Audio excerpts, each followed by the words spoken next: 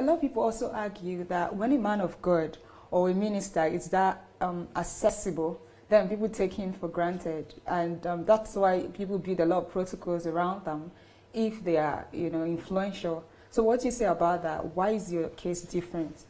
Yeah, I've also suffered from a lot of people who abuse my accessibility, and people who, familiarity breeds contempt. And there have been some contemptuous attitude towards me.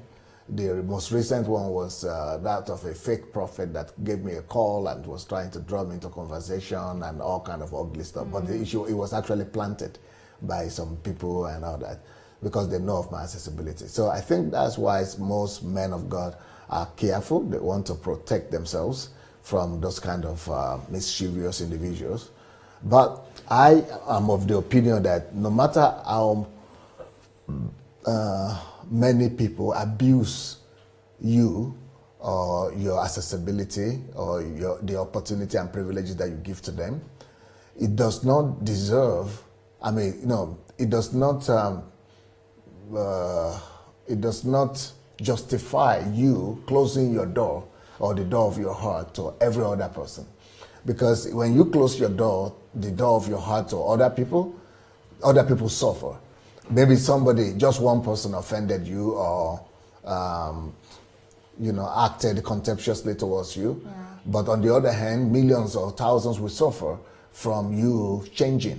Yes. And I personally don't want to change. I want to keep on being accessible to people and being loving to people because I worked a lot. It took me a lot of sacrifice to be able to get myself to where I've become like this. It's a high price for me. I paid a lot of price to be able to open my heart to this extent to people.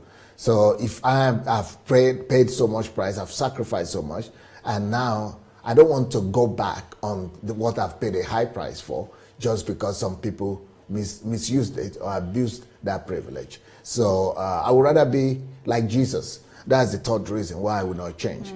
Because it doesn't matter if I suffer consequences for being like Jesus, but it's still the right thing to do, to be like God. And my ultimate goal and purpose in life is to be like Christ, is to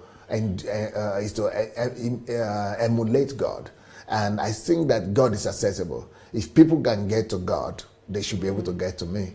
I think if God is accessible, I must be accessible. If people can get to God, they must be able to get to me. So, so I would rather like to have God's image. I would rather like to be like God than being like, like every other person. Wow, amazing.